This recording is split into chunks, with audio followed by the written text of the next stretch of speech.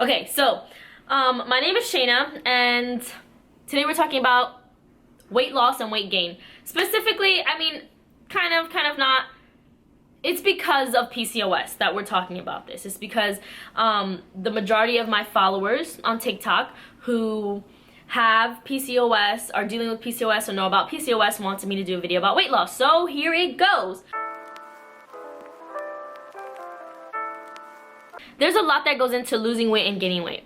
And nowadays, you could just go on Google, type up weight gain, weight loss, meal plan, help me, and you'll find something right away. You'll find a bunch of different diets. And the thing is that those diets don't take into consideration how much you are eating now, and your specific goals, and even your specific conditions like PCOS. So it's very important to have a basic understanding about nutrition, how the body works, in order for you to successfully diet to achieve your goals.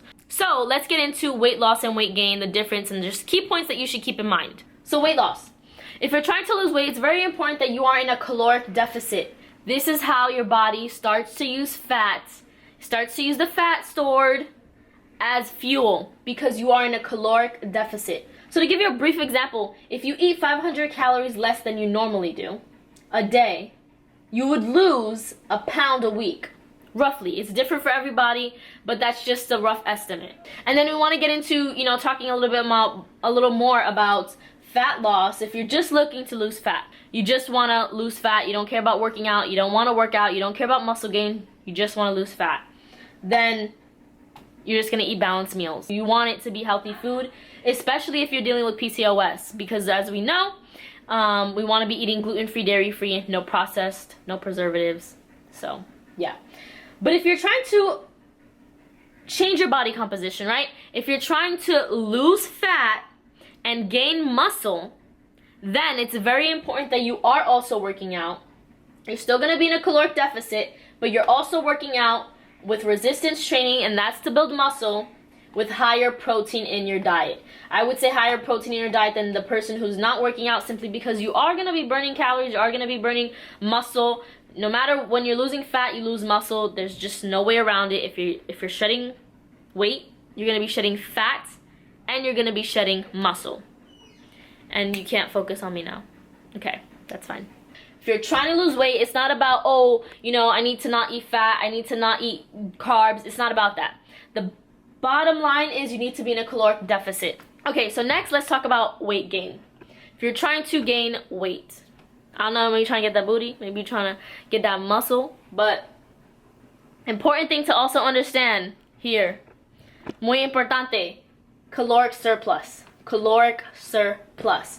So, rough estimate, rough example, if you're eating 500 calories a day additional to what you normally eat, you're going to gain about a pound a week. If you're trying to just gain, it doesn't matter to you if you're getting fat or if you're getting muscle, it doesn't matter, you just want to gain, then all you got to do is make sure you're eating balanced meals. Once again, you want that to be healthy, nutritional meals, but that's all you really got to worry about. Now, if you're trying to gain weight, but you want to have a booty, you're trying to look a specific way, you want muscle gain, right? If you're trying to get a booty, muscle gain. Specific areas, targeted areas that you want to grow, then you do have to use resistance training, and then obviously higher protein. Another thing to consider is because now you're burning calories by working out, you do need to have more of a surplus, maybe more than 500 a day. And this also kind of goes with just the rate of gain, so how much you want to gain and how fast you want to. Of course, I never recommend thinking that it's a fast process, because it's not. Weight gain, weight loss, it's not a quick thing. It takes time, especially if you want it to be sustainable and you want it to be healthy. It takes time, and it's worth it. Now, let's talk about macros. You probably have heard of this before and you're like, what the fuck are macros? Like, what? So here's some basic information that I just feel will help, but by no means do you need to actually understand in depth what any of this means to, achieve a good diet, a healthy diet. BMI, body mass index.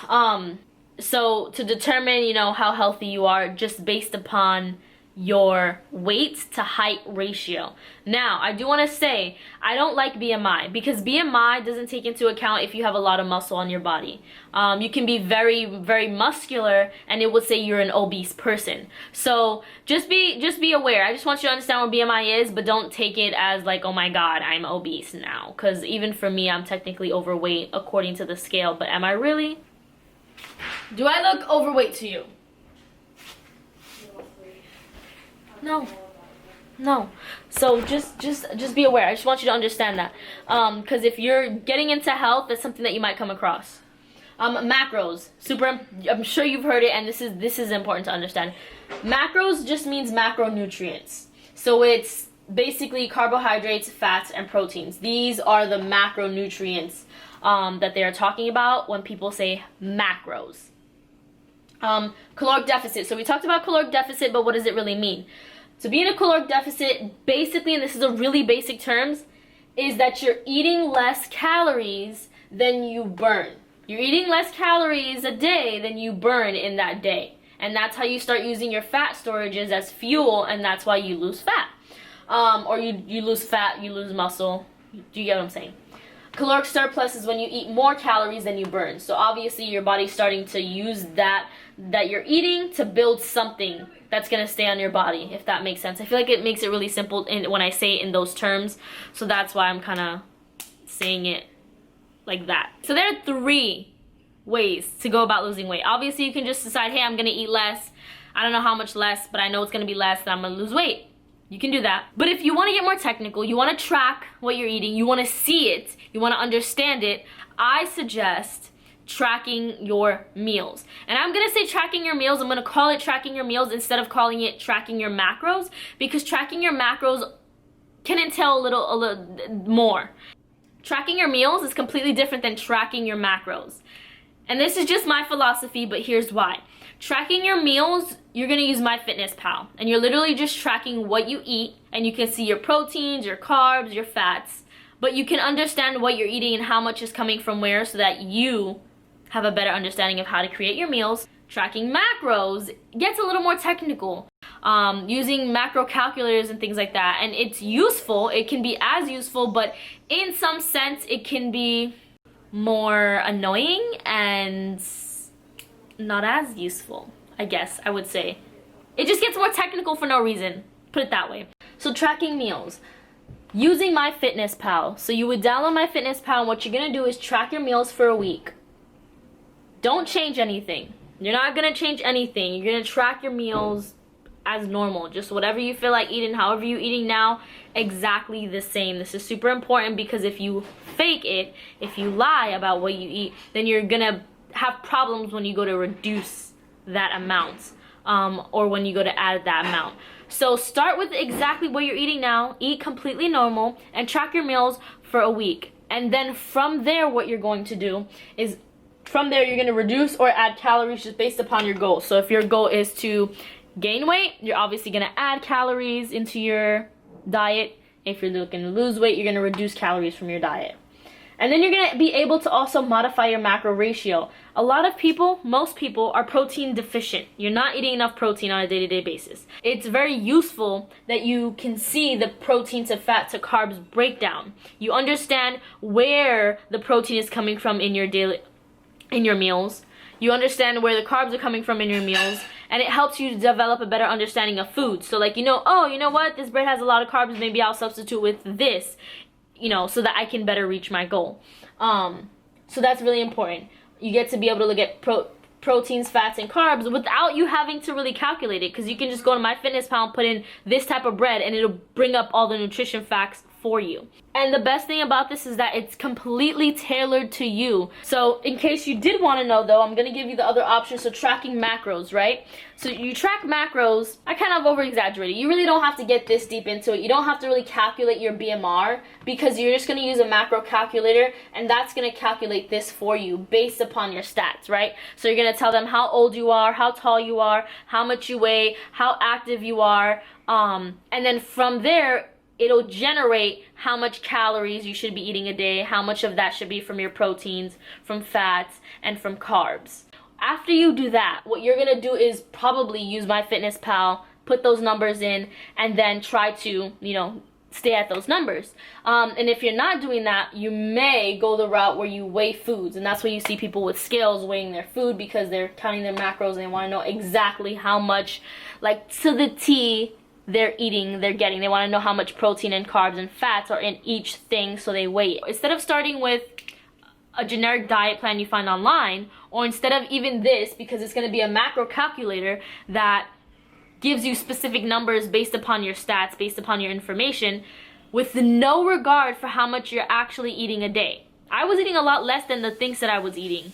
And so I'm trying to lose weight and it's telling me to eat more food. So that's why I think that those macro calculators are very dangerous, and that this is a much more effective approach. Because you're taking into account exactly what you're eating a day. So that's why I always say, MyFitnessPal, track your meals for a week, and then we can modify from there. Also, my personal trainer said this. My friend who just got certified and is a personal trainer now said this. And I'm reading the book, and I mean, I know from just personal experience as well that this is a much better way to go. And also understand there are exceptions to all of what I'm saying right now. There are, you know, little exceptions, and if you're one of those people who you're like, bro, this makes no sense for me, I tried this, I tried that, I'm like eating 500 calories a day and I'm still not losing weight, or you know, I'm eating a bunch of food a day and I'm not gaining weight, please comment down below so that I could address those one-on-one with you. But for the majority, this will work. Alright, we're back at it again with some more white boy stuff. So just to give you an example of macros, a breakdown of macros, so you understand, because if you are going to count your own macros, then this will be useful. And if you want me to make another video getting into how specifically to do the maths, the breakdown of it all, then let me know and I will. So this is just to give you a rough understanding. So 1 gram of carbs are 4 calories. 1 gram of protein are 4 calories. And then fats, you have 1 gram and 9 calories. So basically what that means is you need to eat a little bit of fats to get more energy than you would to eat protein and carbs, right? So if you have 1 gram of carbs or 1 gram of protein, you're only getting 4 calories. And calories are a unit of energy, so you're only getting 4 calories. Versus if you eat fats, 1 gram of fats, you're getting 9 calories. So that's why keto is very effective, because you can use a lot of fat for energy. But then again, like I have down here, understand that there are saturated fats and unsaturated fats. Saturated fats are unhealthy. This is like bacon. This is beef. Unsaturated fats are healthy. Avocado. Okay? Avocado. That's it. Just the avocado. I'm just kidding. Avocado. There's other stuff. What's it called? Nuts. Salmon. I hope this helped you understand a little bit more about weight loss or weight gain.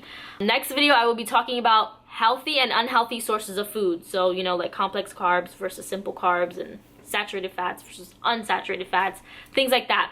But let me know in the comments if you guys have any questions. Much love, peace, and if you're from TikTok, I love you even more. Bye!